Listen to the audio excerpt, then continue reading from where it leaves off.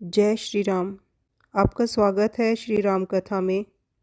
श्री रामचरितमानस के अयोध्या कांड के अंतर्गत श्री राम जी, सीता जी, लक्ष्मण जी के वन गमन का प्रसंग अत्यंत मार्मिक और संवेदनापूर्ण है। यह प्रसंग केवल एक राजकुमार का राज्य त्याग नहीं, बल्कि आदर्श, कर्तव्य और त्याग की पराकाष्ठा का प्रतीक है। राजा दशरथ, जिनका श्री राम के प्रति असीम स्नेह है, कैकेयी के वरदानों के कारण अपने प्रिय पुत्र को वनवास का वचन देने के कारण अत्यंत दुखी और विवश हैं। जब श्री राम, लक्ष्मण और सीता महाराज दशरथ से विदा लेने के लिए उपस्थित होते हैं, तो समस्त राजमहल और नगर निवासी इस अनहोनी से शोकाकुल हो उठते हैं। महाराज दशरथ विशेष रूप से सीता को समझाने का प्रयास करते हैं कि वन का जीवन अत्यंत कठिन होगा, लेकिन माता सीता अपने कर्तव्य और धर्म का पालन करने के लिए श्री राम जी के साथ जाना चाहती हैं। श्री राम, लक्ष्मण, सीता जब वन के लिए प्रस्थान करते हैं, तब अयोध्या नगरी के सभी निवासी उनके साथ चल पड़ते हैं। वे अपने प्रिय राजकुमार को छोड़ने के लिए तैयार नहीं होते और उनके साथ ही वन तक जाने की इच्छा प्रकट करते हैं, किंतु श्री राम अपने धैर्य, संयम और लोक धर्म का पालन करते हुए नगर निवासियों को गहरी नींद में सुलाकर उन्हें छोड़कर आगे बढ़ जाते हैं। यह प्रसंग न केवल श्री राम के त्याग और कर्तव्य की महिमा को दर्शाता है, बल्कि अयोध्या वासियों के उनके प्रति अगाध प्रेम और स्नेह को भी उजागर करता है। आइए शुरू करते हैं आज के प्रसंग। श्री राम जी, सीता जी, लक्ष्मण जी का महाराज दशरथ के पास विदा मांगने जाना, दशरथ जी का सीता जी को समझाना, श्री राम, सीता, लक्ष्मण का वनगमन और नगर निवासियों को सोए छोड़कर आगे बढ़ना।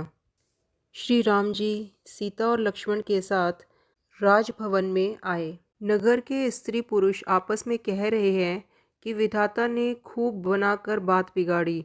उनके शरीर दुबले, मन दुखी और मुख उदास हो रहे हैं। वे ऐसे व्याकुल हैं जैसे शहद छीन लेने पर शहद की मक्खी व्याकुल हो। सब हाथ मल रहे हैं, मानो बिना पंख के पक्षी व्याकुल हो रहे हैं। राजद्वार पर भारी भीड़ हो रही है। अपार विषाद का वर्णन नहीं किया जा सकता। श्री रामचंद्र जी पधारे हैं, ये प्रिय वचन कहकर मंत्री ने राजा को उठाकर बैठाया। सीता सहित दोनों पुत्रों को वन के लिए तैयार देखकर राजा बहुत व्याकुल हुए। सीता सहित दोनों सुंदर पुत्रों को देख देख कर राजा अकुलाते हैं और स्नेहवश बारंबार उन्हें हृदय से लगा लेते हैं। राजा व्याकुल हैं, बोल नहीं सकते। हृदय में शोक से उत्पन्न हुआ भयानक संताप है। तब रघुकुल के वीर श्री रामचंद्र जी ने अत्यंत प्रेम से चरणों में सिर नवाकर उठकर विदा मांगी। हे पिताजी, मुझे आशीर्वाद और आज्ञा दीजिए। हर्ष के समय आप शोक क्यों कर रहे हैं? हे तात, प्रिय के प्रेमवश कर्तव्य में त्रुटि करने से जगत में यश जाता रहेगा और निंदा होगी। यह सुनकर स्नेहवश राजा ने उठकर श्री रघुनाथ जी की बाँह पकड़कर उन्हें बैठा लिया और कहा, हे पुत्र, सुनो, तुम्हारे लिए मुनि लोग कहते हैं कि श्री राम चराचर के स्वामी हैं। शुभ और अशुभ कर्मों के अनुसार ईश्वर हृदय में विचार कर फल देता है। जो कर्म करता है वही फल पाता है, ऐसा वेदों की नीति है। यह सब कोई कहते हैं, किंतु इस अवसर पर तो इसके विपरीत हो रहा है। अपराध तो कोई और ही कर रहे हैं और उसके फल का भोग कोई और ही पावे। भगवान की लीला बड़ी ही विचित्र है। उसे जानने योग्य जगत में कौन है? राजा के इस प्रकार श्री राम जी को रखने के लिए छल छोड़कर बहुत से उपाय किए, पर जब उन्होंने धर्मधुरा धीर और बुद्धिमान श्री राम जी का रुख देख लिया और वे रहे हुए न जान पड़े, तब राजा ने सीता जी को हृदय से लगा लिया और बड़े प्रेम से बहुत प्रकार की शिक्षा दी, वन के दुख कहकर सुनाए। फिर सास ससुर और पिता के पास रहने के सुखों को समझाया। परंतु सीता जी का मन श्री राम जी के चरणों में अनुरक्त था, इसलिए उन्हें घर अच्छा नहीं लगा और न वन भयानक लगा। फिर और सब लोगों ने भी वन में विपत्तियों की अधिकता बता बताकर सीता जी को समझाया। मंत्री सुमंत्र जी की पत्नी और गुरु वशिष्ठ जी की स्त्री अरुंधति तथा और भी चतुर स्त्रियां स्नेह के साथ कोमल वाणी से कहती हैं कि तुमको राजा ने वनवास नहीं दिया है, इसलिए जो ससुर गुरु और सास कहे तुम तो वही करो। यह शीतल हितकारी मधुर और कोमल सीख सुनने पर सीता जी को अच्छी नहीं लगी। सीता जी संकोचवश उत्तर नहीं देती। इन बातों को सुनकर कैकेयी तमतमा कर उठी। उसने मुनियों के वस्त्र आभूषण अर्थात माला मेखला आदि और बर्तन कमंडलू आदि लाकर श्री रामचंद्र जी के आगे रख दिए और कोमल वाणी से बोली, हे रघुवीर, राजा को तुम प्राणों के समान प्रिय हो। भीरु अर्थात प्रेमवश दुर्बल हृदय के राजा शील और स्नेह नहीं छोड़ेंगे। पुण्य सुंदर यश और परलोक चाहे नष्ट हो जाए, पर तुम्हें वन जाने को वे कभी नहीं कहेंगे। ऐसा विचार कर जो तुम्हें अच्छा लगे वही करो। माता की सीख सुनकर श्री रामचंद्र जी ने बड़ा सुख पाया, परंतु राजा को ये वचन बाण के समान लगे। वे सोचने लगे, अब भी अभागे प्राण क्यों नहीं निकलते। राजा मूर्छित हो गए।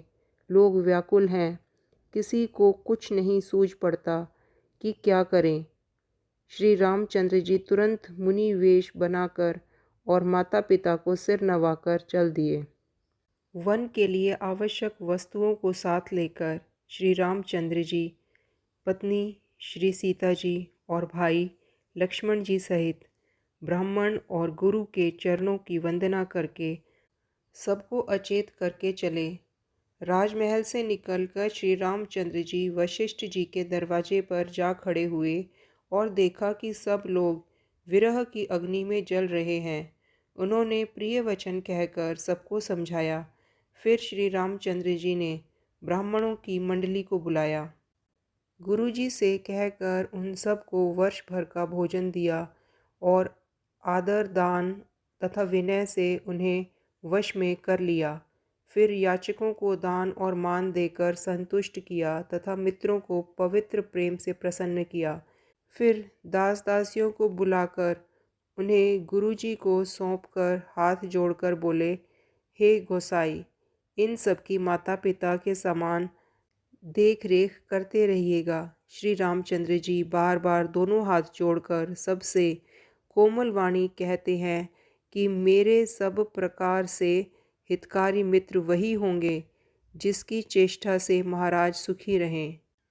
हे परम चतुर पूर्वासी सज्जनों, आप लोग सब वही उपाय करिएगा जिससे मेरी सब माताएं मेरे विरह के दुख से दुखी न हों। इस प्रकार श्री राम जी ने सबको समझाया और गुरुजी के चरण कमलों में सिर नवाया। फिर गणेश जी, पार्वती जी और कैलाशपति महादेव जी को मनाकर तथा आशीर्वाद पाकर श्री रघुनाथ जी चले। श्री राम जी के चलते ही अयोध्या में बड़ा भारी विषाद हो गया। लंका में बुरे शगुन होने लगे। अयोध्या में अत्यंत शोक छा गया और देवलोक में सब हर्ष और विषाद दोनों के वश में हो गए। हर्ष इस बात का था कि अब राक्षसों का नाश होगा और विषाद अयोध्या वासियों के शोक के कारण था। मूर्छा दूर हुई तब राजा जागे और सुमंत्र को बुलाकर ऐसे कहने लगे, श्री राम वन को चले गए, पर मेरे प्राण नहीं जा रहे हैं। न जाने ये किस सुख के लिए शरीर में टिक रहे हैं। इससे अधिक बलवती और कौन सी व्यथा होगी जिस दुख को पाकर प्राण शरीर को छोड़ेंगे। फिर धीरज धरकर राजा ने कहा, हे सखा, तुम रथ लेकर श्री राम जी के साथ जाओ। अत्यंत सुकुमार दोनों कुमारों को और सुकुमारी जानकी को रथ में चढ़ाकर वन दिखलाकर 4 दिन के बाद लौट आना।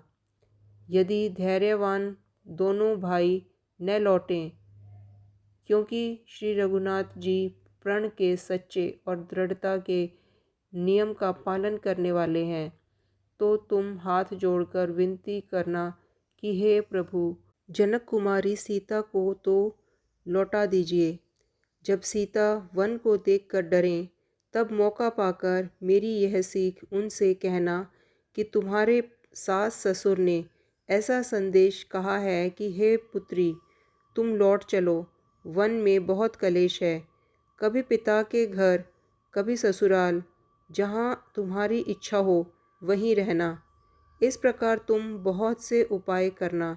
यदि सीता जी लौट आएंगी तो मेरे प्राणों को सहारा रहेगा, नहीं तो अंत में मेरा मरण ही होगा। विधाता के विपरीत होने पर कुछ वश नहीं चलता। हाँ, राम लक्ष्मण और सीता को लाकर दिखलाओ। ऐसा कहकर राजा मूर्छित होकर पृथ्वी पर गिर पड़े। सुमंत्र जी राजा की आज्ञा पाकर सिर नवाकर और बहुत जल्दी रथ जुड़वाकर वहाँ गए जहाँ नगर के बाहर सीता जी सहित दोनों भाई थे। वहाँ पहुंचकर सुमंत्र ने राजा के वचन श्री रामचंद्र जी को सुनाए और विनती करके उनको रथ पर चढ़ाया। सीता जी सहित दोनों भाई रथ पर चढ़कर हृदय में अयोध्या को सिर नवाकर चले। श्री रामचंद्र जी को जाते हुए और अयोध्या वासियों को अनाथ होते हुए देखकर सब लोग व्याकुल होकर उनके साथ हो लिए। कृपा के समुद्र श्री रामचंद्र जी उन्हें बहुत तरह से समझाते हैं, तो वे अयोध्या की ओर लौट जाते हैं, परंतु प्रेमवश फिर लौट आते हैं।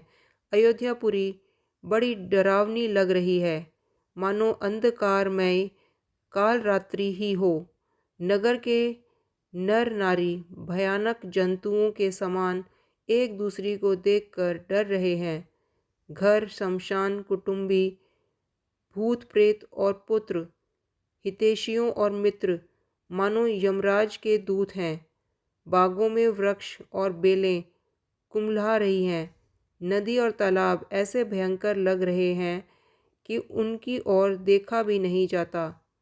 करोड़ों घोड़े, हाथी, खेलने के लिए पाले हुए हिरण, नगर के गाय, बैल, बकरी आदि पशु, पपीहे, मोर, कौवे, चकवे, तोते, मैना, सारस, हंस और चकोर श्री रामचंद्र जी के वियोग में सभी व्याकुल हुए जहाँ तहाँ ऐसे चुपचाप स्थिर होकर खड़े हैं मानो तस्वीरों में लिखकर बनाए हुए हों। नगर मानो फलों से परिपूर्ण बड़ा भारी सघन वन था। नगरवासी सब स्त्री पुरुष, बहुत से पशु पक्षी थे तथा अवधपुरी अर्थ, धर्म, काम, मोक्ष चारों फलों को देने वाली नगरी थी और सब स्त्री पुरुष सुख से उन फलों को प्राप्त करते थे। विधाता ने कैकेयी को भिलनी बनाया, जिसने 10 दिशाओं में भयानक आग लगा दी। श्री रामचंद्र जी के विरह की इस अग्नि को लोग सह न सके। सब लोग व्याकुल होकर भाग चले। सब ने मन में विचार कर लिया कि श्री राम जी, लक्ष्मण जी और सीता जी के बिना सुख नहीं है। जहाँ श्री राम जी रहेंगे वहीं सारा समाज रहेगा। श्री रामचंद्र जी के बिना अयोध्या में हम लोगों का कुछ काम नहीं है। ऐसा विचार दृढ़ करके देवताओं को भी दुर्लभ सुख से पूर्ण घरों को छोड़कर सब श्री रामचंद्र जी के साथ चल पड़े। जिनको श्री रामचंद्र जी के चरण कमल प्यारे हैं, उन्हें क्या कभी विषय भोग वश में कर सकते हैं। बच्चों और बूढ़ों को घर में छोड़कर सब लोग साथ हो लिए। पहले दिन श्री रघुनाथ जी ने तमसा नदी के तीर पर निवास किया। प्रजा को प्रेमवश देखकर श्री रघुनाथ जी के दयालु हृदय में बड़ा दुख हुआ। प्रभु श्री रघुनाथ जी करुणामय हैं। दूसरों का दुख देखकर वे तुरंत स्वयं दुखी हो जाते हैं। प्रेम युक्त कोमल और सुंदर वचन कहकर श्री राम जी ने बहुत प्रकार से लोगों को समझाया और बहुतेरे धर्म संबंधी उपदेश दिए, परंतु प्रेमवश लोग वापस लौटाने से भी नहीं लौटते। शील और स्नेह छोड़ा नहीं जाता। श्री रघुनाथ जी असमंजस्य के अधीन हो गए, अर्थात दुविधा में पड़ गए। शोक और थकावट के मारे लोग सो गए और कुछ देवताओं की माया से भी उनकी बुद्धि मोहित हो गई। जब दोपहर रात बीत गई, तब श्री रामचंद्र जी ने प्रेम पूर्वक मंत्री सुमंत्र से कहा, हे तात, रथ के पहियों के चिन्हों से दिशा का पता न चले, इस प्रकार रथ को हाँकिए, और किसी उपाय से बात नहीं बनेगी। शंकर जी के चरणों में सिर नवाकर श्री राम जी, लक्ष्मण जी और सीता जी रथ पर सवार हुए। मंत्री ने तुरंत ही रथ को इधर उधर खोज छिपाकर चला दिया। सवेरा होते ही सब लोग जागे तो बड़ा शोर मचा कि श्री रघुनाथ जी चले गए, कहीं रथ को खोज नहीं पाते। सब राम राम पुकारते हुए चारों ओर दौड़ रहे हैं, मानो समुद्र में जहाज डूब गया हो, जिससे व्यापारियों का समुदाय बहुत ही व्याकुल हो उठा हो। वे एक दूसरे को उपदेश देते हैं कि श्री रामचंद्र जी ने हम लोगों को कलेश होगा यह जानकर छोड़ दिया है। वे लोग अपनी निंदा करते हैं और कहते हैं कि श्री रामचंद्र जी के बिना हमारे जीने को धिक्कार है। इस प्रकार बहुत सा प्रलाप करते हुए वे संताप से भरे हुए अयोध्या में आए। सब स्त्री पुरुष श्री रामचंद्र जी के दर्शन के लिए नियम और व्रत करने लगे। इस प्रसंग से हमें मर्यादा पुरुषोत्तम श्री रामचंद्र जी के चरित्र की महानता, सीता जी के अटूट प्रेम और समर्पण, लक्ष्मण के सेवा भाव और दशरथ जी के हृदय विदारक दुख का अनुभव होता है। यह कथा हमें जीवन में कर्तव्य, त्याग, प्रेम और धर्म के महत्व को समझने की प्रेरणा देती है। जय श्री राम।